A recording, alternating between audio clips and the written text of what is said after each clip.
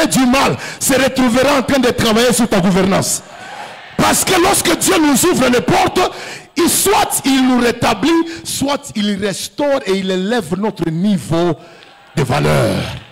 Et maintenant je suis en train de m'imaginer que le jour où Joseph est devenu maintenant ministre en Égypte, où était la femme de Potiphar? Pose la question à un voisin, où était la femme de Potiphar? Batatafuta kwa kukimbiria, batafuta kwa kuingiriria, parce que il y a des gens, quand Dieu les élève, vous allez chercher quelle route prendre, parce que partout où il arrive, les gens doivent parler de ce que Dieu est en train de faire pour eux.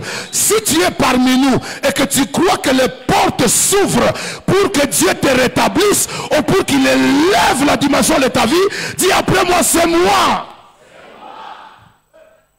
Et ce sont des choses qui arrivent lorsque les gens comprennent la valeur de dons et de talents. Dieu utilise le don et les talents comme des restaurateurs de valeurs.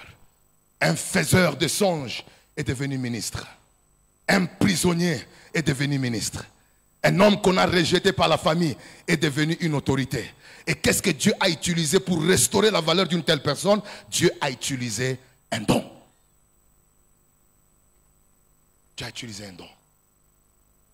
Troisième chose que je voudrais que vous puissiez remarquer, c'est que le don et les talents sont les sources des solutions et des bénédictions aux problèmes des autres.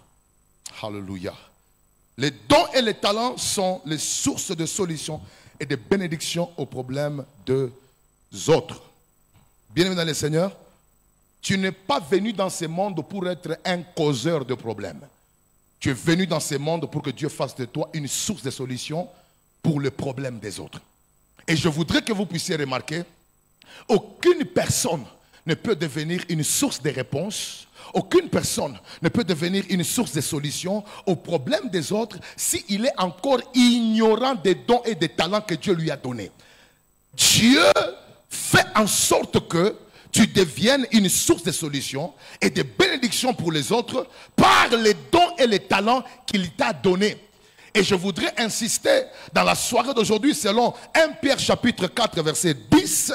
Chacun de vous selon le don qu'il a reçu, mettez-les au service de quoi? Au service des autres, comme des bons intendants de la grâce multiforme de Dieu. C'est-à-dire le Seigneur nous équipe avec les dons et les talents pour le mettre au service des autres afin que nous soyons des sources de solutions et de réponses aux problèmes. Regardez ce que Dieu fait avec un homme comme Joseph. Joseph arrive auprès du roi. Mais le roi a un problème. Il a vu un songe qu'il ne comprend pas. Et la solution de ce songe est dans le don que Joseph a. Ah oui. Parce que le don, il ne sait pas comment expliquer, il ne sait pas comment interpréter. Mais un homme qui connaissait la valeur de son don est arrivé, il a exploité le don et sa vie est devenue une solution à un problème difficile d'un homme. Écoutez, Dieu ne vous donne pas les talents inutilement. Derrière chaque talent, il y a une solution à un problème de quelqu'un. Derrière un don, il nous donne le don d'interprétation des langues. C'est parce qu'il y a quelqu'un qui parle, qui n'écoute pas, on doit l'interpréter. Il donne le don de puissance pour que là où il y a des choses impossibles, que les choses deviennent possibles. Il donne le don de prophétie pour que les choses qui sont cachées deviennent révélées. Il donne le don de guérison pour que là où il y a les maladies, que la guérison prenne place. Chaque don est une solution à un problème. Et une église qui a grandi spirituellement doit aussi beaucoup s'intéresser au développement des dons et des talents. Parce que c'est de cette manière que Dieu répond aux besoins des autres. Bien-aimés, vous pensez que quand un orateur est intensement ou il est sérieusement invité dans beaucoup d'endroits, c'est juste parce que les églises qui l'invitent l'aiment? Non, parce que vous devez savoir que l'invitation demande beaucoup de dépenses. L'hôtel, les carburants, l'avion, les billets, les séjours, les risques. Quelqu'un me donne un bon amen. Tu n'es pas recherché si ta vie n'est pas une réponse aux problèmes que les gens ont. C'est lorsque ton don commence à répondre aux besoins des gens que le monde commence à te rechercher. Parfois nous nous plaignons, oh Milango Shakufunga, je ne comprends pas comment est-ce que ma vie n'évolue pas. Qu'est-ce que tu as qui répond à un problème de quelqu'un pour que l'on te recherche?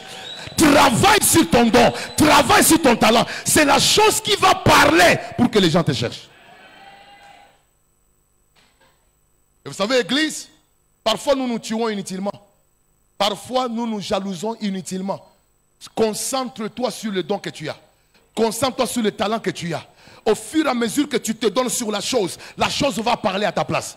Et vous savez, quand la chose parle, tu peux avoir une bouche fermée, mais la chose est en train de parler. Je prie qu'à partir d'aujourd'hui, que tu ne forces aucune porte, mais que tu travailles sur le don et le talent que Dieu t'a donné. Dieu t'a mis dans cette église aujourd'hui pour te dire que même si tu n'as pas un don, si tu as un talent, tu peux voir un problème qui est dans la ville et tu amènes un service. Vous avez une ville comme ça. Regardez quels sont les problèmes que les gens ont. Que ton talent peut servir. Tu es parmi nous, tu peux écrire. Tu es capable d'écrire très bien. Tu peux écrire des livres, tu peux écrire des histoires. Mais pourquoi ne pas suivre des autorités pour proposer un marché qui a trait à l'écriture? Présente ton talent. Présente ce que tu as. Et le grand problème que j'ai remarqué dans notre nation, c'est que nous avons l'accumulation des connaissances générales. Mais nous manquons la sagesse pour activer les dons et les talents. Les gens vont à l'université, ils font 5 ans, ils ont beaucoup de connaissances sur beaucoup de choses dans la vie. Mais ces connaissances-là n'activent pas les talents et les dons. Ce qui fait que les gens finissent comme ça, ils ne doivent faire que ce que tout le monde fait. Oui, tu finis comme ça, il faut aller dans un bureau, tu t'assois, mais le vrai talent qui est en toi demeure inexploité. La plus grande tragédie qu'un homme peut connaître n'est pas de mourir. Non. La plus grande tragédie, c'est de mourir avec des dons et des talents inexploités.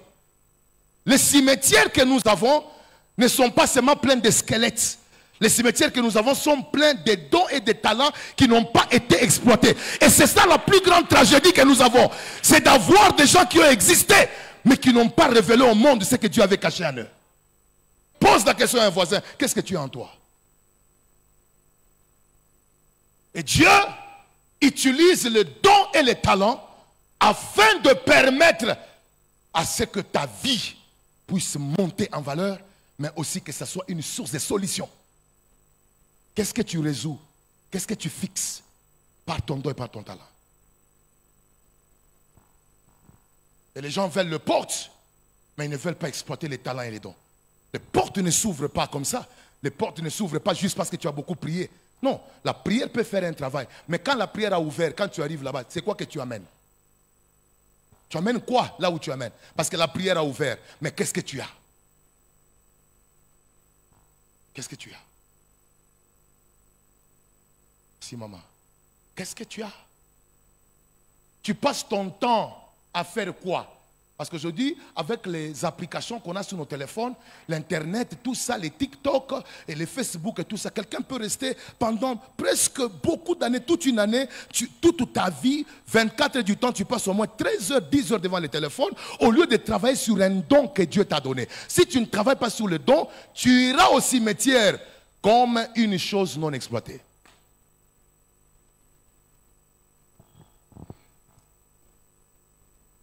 Et je voudrais vous amener au troisième élément, c'est que les dons et les talents sont des richesses invisibles que Dieu a posées en nous.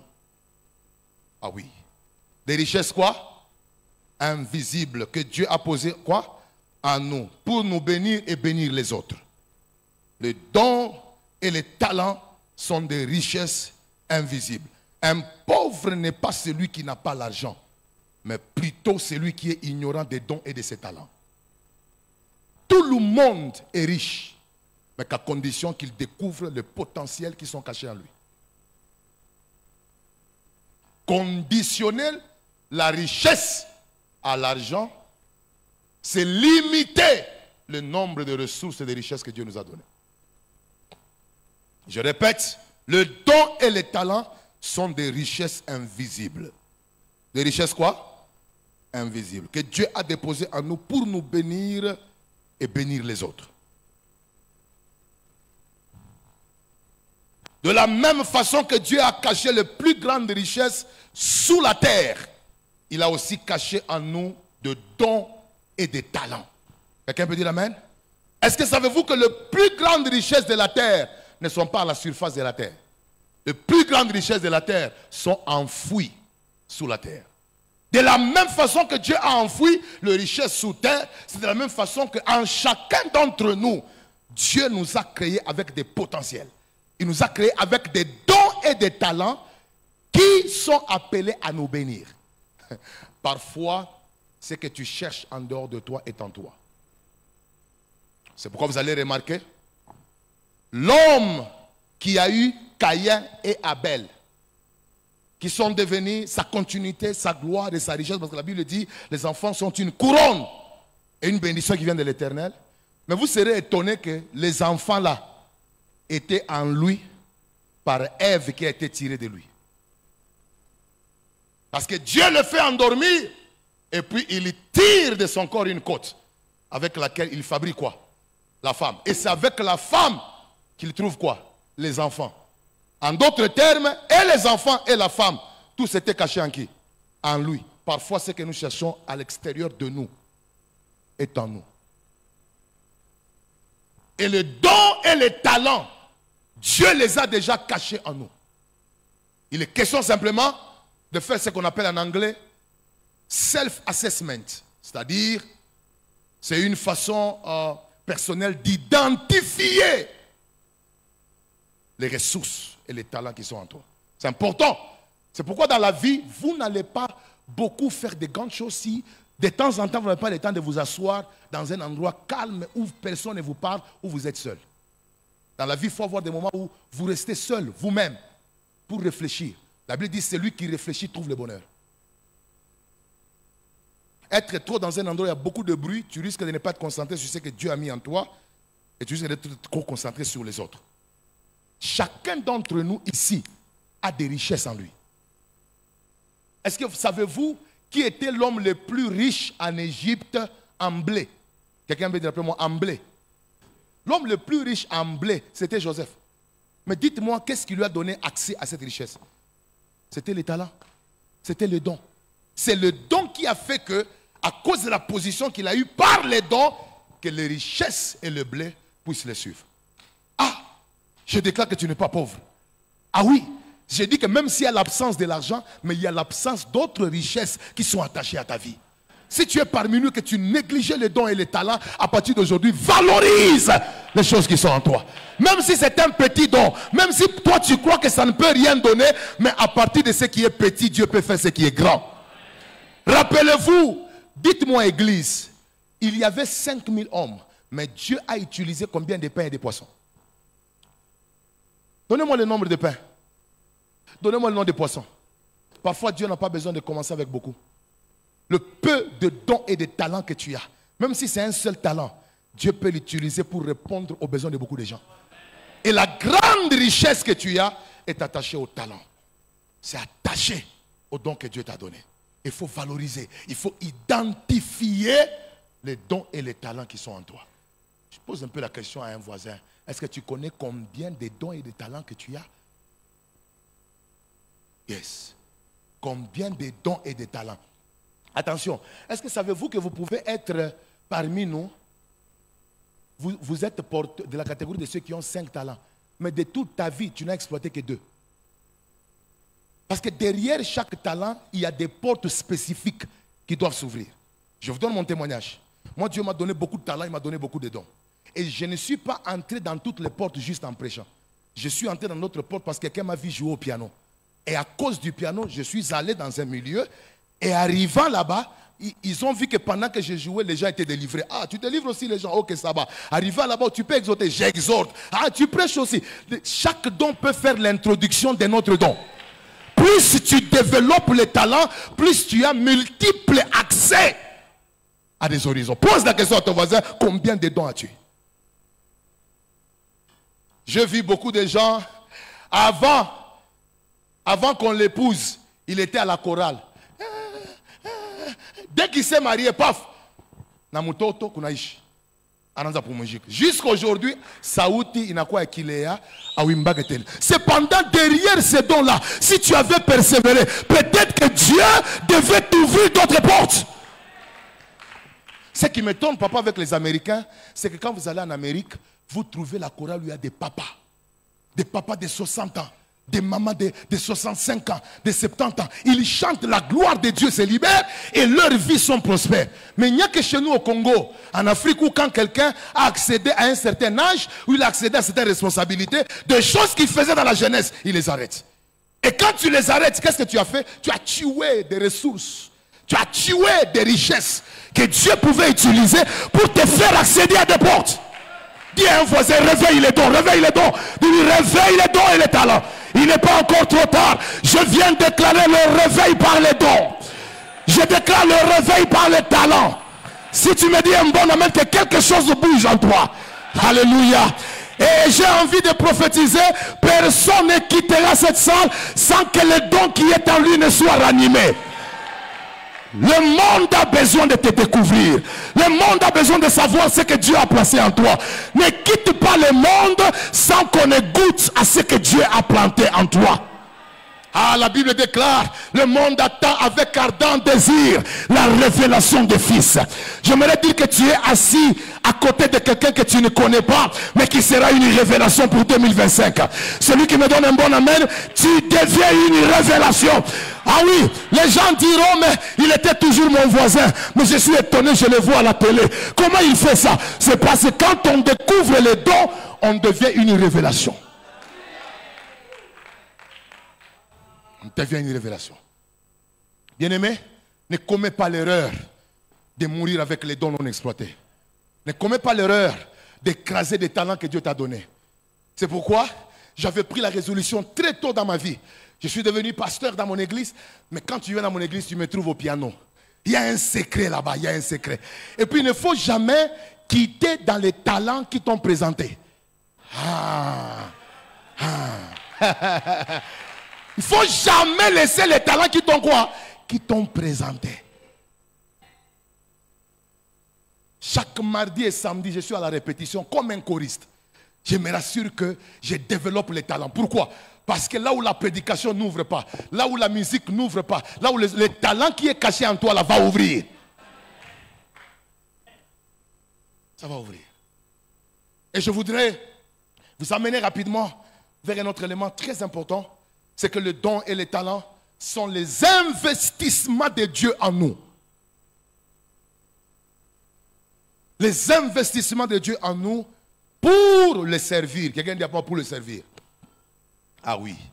Pour le servir. Et puis accomplir son plan et manifester sa gloire. Les dons et les talents sont les investissements de Dieu en nous pour le servir, accomplir son plan et manifester sa gloire. Quelqu'un dit après manifester sa gloire. Jacques chapitre 1 verset 17. Toute grâce excellente et tout don parfait vient d'où? D'en haut. C'est-à-dire que quand tu étais encore une masse informe, quand tu n'étais pas encore dans les ventres de ta mère, Dieu était allé dans son réservoir des dons. Il a conçu le plan parce qu'il dit, avant que je ne t'eusse formé, je t'avais déjà établi. Et puis j'ai des projets sur toi. Alors quand Dieu a dit, comment est-ce qu'il va accomplir ces projets pour lesquels je l'envoie sur la terre? Alors prenons quelques dons, prenons quelques grâces. Allez, tout est que pas envoyer les menaces sur la terre. Quand tu viens sur la terre, Dieu t'envoie avec des dons et des grâces, mais qui seront utilisés comme son investissement afin que tu les serves. Parce que vous servez Dieu avec vos dons et vos talents. Et chacun d'entre nous ici, Dieu ne te donne pas les dons juste pour que tu puisses être un homme qui a beaucoup d'argent. Dieu te donne les dons pour le servir. Il te donne le talent pour le servir. Tu es parmi nous, tu sais faire quelque chose. Ne reste pas dans l'église sans servir. Est-ce que savez-vous que tout celui qui est enfant de Dieu, qui ne sert pas dans l'église locale, n'a pas compris pourquoi il a été sauvé? Nous sommes sauvés pour servir. Et Dieu nous donne les talents et les dons pour que nous puissions le servir. Mais au-delà de tout, pas seulement le servir, accomplir quoi? Son plan. Dieu avait le plan de préserver la tribu de Jacob en Égypte parce que c'est ça la lignée du Messie. Et comment est-ce que Dieu devait préserver ça? Dieu devait utiliser le don d'interpréter les songes dans son fils Joseph pour que quand il arrive dans la royauté, dans les temps de la famine qu'il soit celui qui va servir à la protection. C'était ça le plan de Dieu, préserver la lignée du Messie. Et quand il les met à Goshen, c'est une préservation, mais c'est aussi un accomplissement du plan de Dieu, mais par les dons. Par les dons. Par les dons. Il y a un plan de Dieu que tu dois accomplir par ton don. Il y a un programme de Dieu que tu dois accomplir par le don. Mais aussi au-delà de tout, c'est pour manifester sa gloire. Manifester quoi? Sa gloire. Toute le fois qu'un don se manifeste, ce n'est pas ta gloire, c'est la gloire de Dieu. Parce que tout don vient où? D'en haut. Je prie que Dieu nous donne une génération de gens qui ne vont pas utiliser les dons et les talents pour leur gloire, mais qui utilisent les dons et les talents pour glorifier le Seigneur. Je prie que ta vie soit une forme de merveille de Dieu. Et que quand les gens te voient, qu'ils élèvent le Seigneur. La Bible dit, priez que votre lumière luise devant les hommes, afin que quand ils voient vos bonnes œuvres, qu'ils fassent quoi? Qu'ils glorifient le Père. Il faudrait que ta vie, tes dons, glorifient qui? Le Père. Ne sois pas la personne qui est plus célèbre que les donneurs du don. Tu dois faire la promotion du donneur. Et les donneurs du don, c'est Jésus-Christ. C'est pourquoi nous ne sommes pas dans un ministère de proving. Nous ne sommes pas dans un ministère pour démontrer qu'on peut. Non, nous sommes dans un ministère où il faudrait que quand je travaille, que les gens tombent amoureux de celui qui m'a appelé. Et à la sortie de ce culte, tu ne sors pas avec le nom de l'apôtre Narcisse, mais tu sors avec le nom de celui qui l'a appelé. Et celui qui l'a appelé, c'est Jésus-Christ de Nazareth. Que Dieu nous ramène dans l'église les gens qui feront plus la promotion de Jésus que la promotion de leur nom. Parce qu'il nous a donné le don et le talent pour glorifier son nom. Il ne faut pas, quand Dieu t'élève, maintenant c'est toi. C'est toi la star.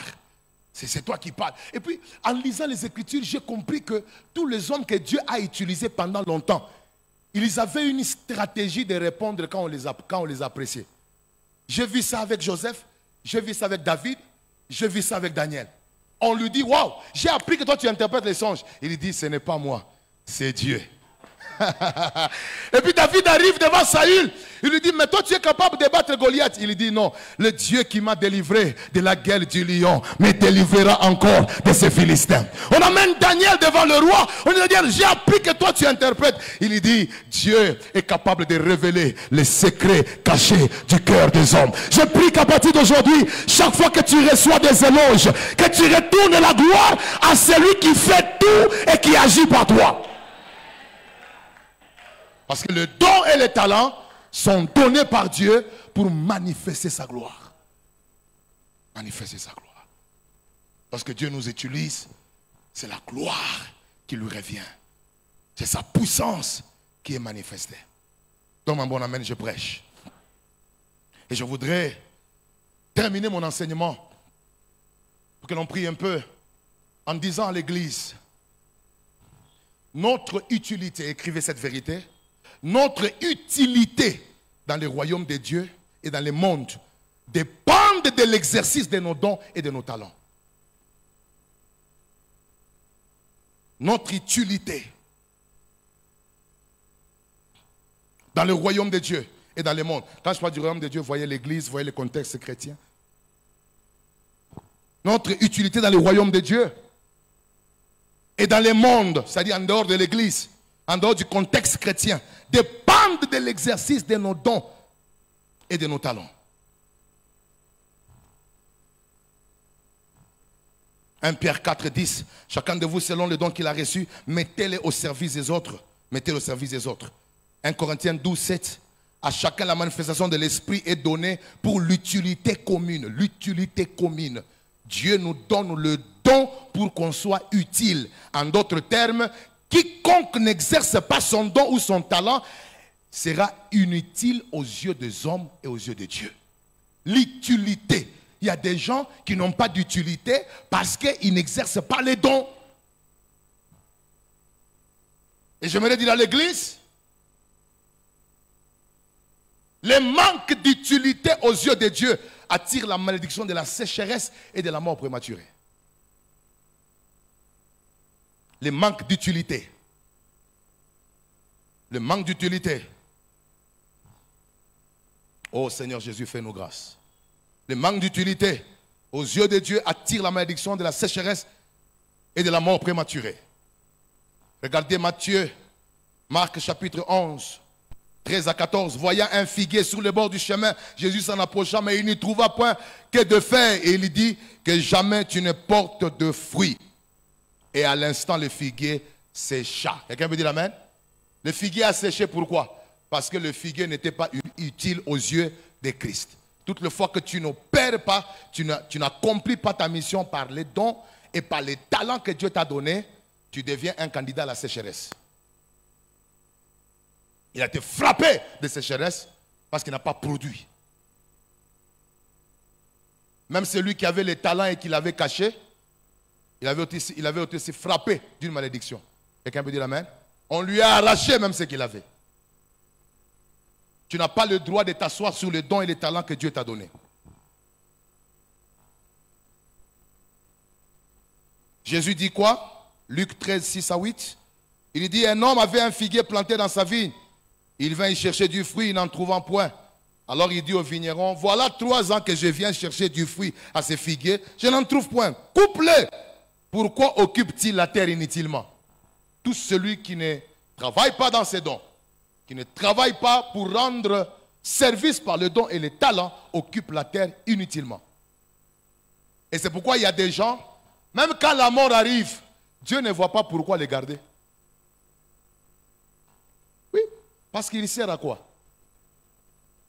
Il n'y a pas de gens qui sont bénis derrière lui, il n'y a pas de vies qui sont sauvées, l'évangélisation il ne fait pas, son œuvre il ne sert pas. Bon, on va les garder ici sur la terre. Pourquoi? Il occupe la terre inutilement. Mais il y a des gens, quand Dieu veut les tuer, le Seigneur voit combien ils pèsent. Il voit combien de fruits ils produisent. Dieu leur prolonge en jours et en années. Si tu veux vivre longtemps, tu dois aussi apprendre à répondre aux besoins de Dieu par les talents ainsi que les dons qu'il t'a donnés. Comme un bon amen, je prêche la parole. Et je voudrais dire à l'église, nous devons prier pour que le Dieu qui nous a donné les talents nous donne la sagesse de savoir comment les exploiter. Savoir comment les exploiter. Alors, je veux rapidement conclure mon enseignement en vous donnant 3 facteurs qui maintiennent les porteurs de dons et de talents sans porte. 3 facteurs qui maintiennent les porteurs de dons et de talents sans porte. Pourquoi est-ce que tu peux être un porteur des dons et des talents, mais tu n'as pas de porte? Quelqu'un peut dire amen? 3 facteurs qui font que quelqu'un peut avoir un don, mais il a des portes fermées dans sa vie. Comme plusieurs ont des dons et des talents, mais ils n'ont pas des ouvertures de portes. Premier facteur, l'ignorance des dons et des talents. Si tu ne connais pas les dons et les talents qui sont en toi, tu auras une vie sans porte. C'est pourquoi vous pouvez aussi vous pouvez connaître le don qui est en vous par prophétie, par révélation ou même par sa manifestation. Quelqu'un peut dire amen? Oui, par sa manifestation. Il y a des dons qui peuvent se manifester d'eux-mêmes, mais il y en a d'autres, il faut la révélation. Ce soir, il faut prier, Seigneur, révèle-moi le don qui est caché en moi que je ne connais pas. Et c'est l'apôtre Paul qui nous révèle dans 1 Timothée 4, 14, il dit, ne néglige pas le don qui est en toi, lequel qui t'a été donné par prophétie. C'est-à-dire, par la prophétie, il lui a été révélé que tu as tel don. Tu as tel don. L'ignorance. Je disais que le premier facteur qui fait que beaucoup de gens ont des dons, mais ils n'ont pas de portes qui s'ouvrent, c'est parce qu'ils sont ignorants des dons. Quelqu'un peut dire amen? Ignorant des dons. Si tu es parmi nous, tu ne connais pas ton don, même si tu n'as pas eu de prophétie, même si tu n'as pas eu de révélation, même si les dons ne se manifestent pas ou les talents ne se manifestent pas, mais attention, il y a un autre signe très important, c'est la passion que tu as pour la chose. Ça peut être un signe que c'est ton don qui est en toi. Tu peux être parmi nous, tu aimes une chose d'une manière exagérée. Ça peut révéler sa présence en toi. Quelqu'un peut dire amen? L'ignorance. Je prie que Dieu enlève l'ignorance par rapport aux dons qui sont en toi. Que Dieu t'accorde la révélation des dons et des talents qui sont cachés en toi. Mais attention, une autre chose aussi qui fait que beaucoup de gens peuvent être porteurs de dons, mais les portes sont fermées, c'est la négligence de ces dons-là. Tu ne travailles pas sur les dons, tu n'exerces pas les dons ni les talents, tu as ça en toi, mais tu ne développes pas ça. Tu peux être porteur de dons, mais les portes ne s'ouvrent pas parce que tu négliges le don. Tu négliges le don. Tu négliges le don. L'apôtre Paul dit, ne néglige pas, 1 Timothée 4,14, ne néglige pas les dons qui est en toi. Je t'exhorte à ranimer le don qui est en toi. Quelqu'un peut dire amen? Ah, ce soir, je prie que pendant qu'on va faire la prière, que les dons qui dormaient soient ranimés dans la soirée d'aujourd'hui. Que la passion et les ailes que tu avais perdues soient ranimées au nom de Jésus-Christ. La négligence. Il y a des gens qui ont la négligence. La négligence sur le don. Tu ne travailles pas, tu ne t'exerces pas. Tu as les dons de dessiner, mais tu fais 6 mois sans dessiner. Comment est-ce que les dons vont grandir? Tu as les dons de tresser, mais tu tresses, par exemple, dans 3 mois, tu tresses 2 personnes. Et puis quand quelqu'un ouvre un salon où tout le monde parle, tu commences à envier. Il a exercé les dons. Dis à un voisin, si tu n'exerces pas les dons, ou tabamba bantu dawa.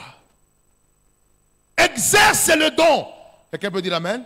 Exerce le don. Si tu es parmi nous, tu as un don, par exemple, des visions.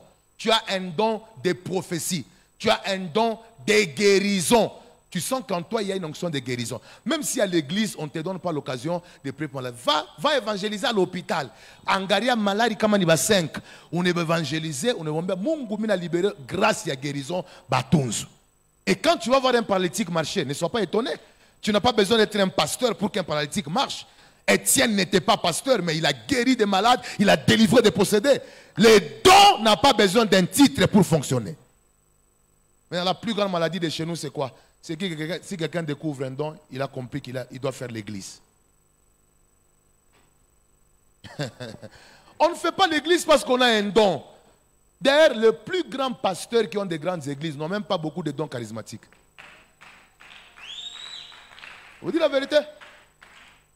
Pourquoi? Parce que le pastoral, c'est un appel. C'est une vocation qui ne dépend pas des dons très charismatiques. C'est un cœur que Dieu donne à quelqu'un pour garder les brebis. Maintenant, beaucoup de gens veulent diriger l'église avec un don. C'est pourquoi ils ne vont pas de l'avant. Dieu te donne un don, c'est pour l'exercer dans l'église. C'est pour l'exercer en ordre. C'est pour que ces dons-là puissent répondre aux besoins des autres. Dans ta famille, il y a des malades. Prie pour les malades. Prie pour les malades. Quelqu'un peut dire amen. Et j'ai fini. Je ne saurais pas aller vraiment très loin avec cet enseignement, mais j'aimerais terminer par le dernier facteur qui fait que beaucoup de gens ont des dons, mais rien ne se passe. C'est le fait de cacher ou d'étouffer ces dons-là. Ils cachent ça. Ils étouffent les dons en eux. C'est un peu ça le cas avec Matthieu 25, 18. Celui qui avait reçu un talent, il est allé creuser en terre. Et qu'est-ce qu'il a fait? Il a caché le talent qu'on lui avait donné. Beaucoup de gens parmi nous devaient être des sources de bénédiction pour beaucoup de gens. Mais ils ont déjà caché et étouffé les dons qui sont en eux. Et parce que tu as étouffé les dons, parce que tu as étouffé les talents, tu n'as pas seulement privé les hommes, mais même le calendrier de Dieu derrière ta vie est bloqué. Parce que Dieu veut travailler derrière les dons, il veut travailler derrière ton talent, mais ne sait pas fonctionner parce que tu as déjà pris le don et le talent, tu l'as étouffé. Et à cause de cela, les portes resteront souvent fermées. Que le Seigneur Dieu bénisse.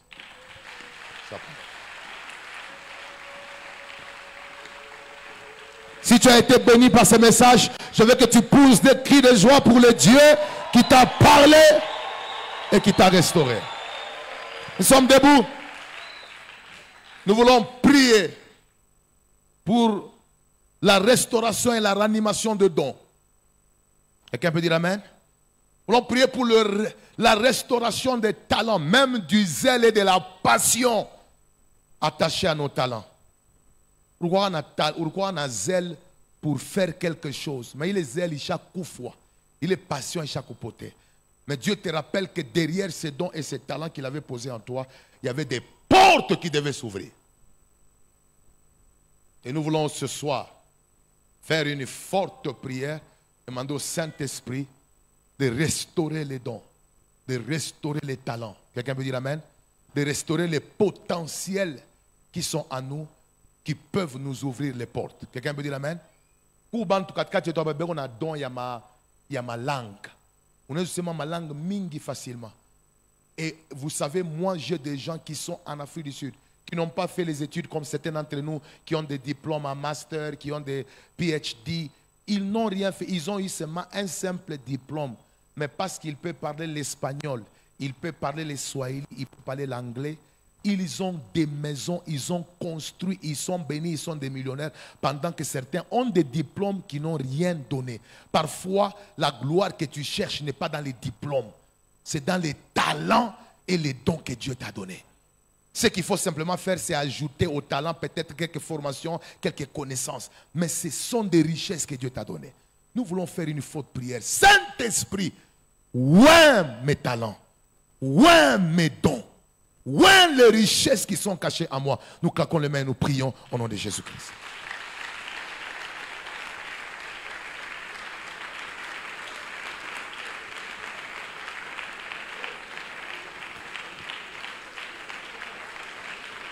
Chacun de nous va placer sa main sur son cœur, je vais prier.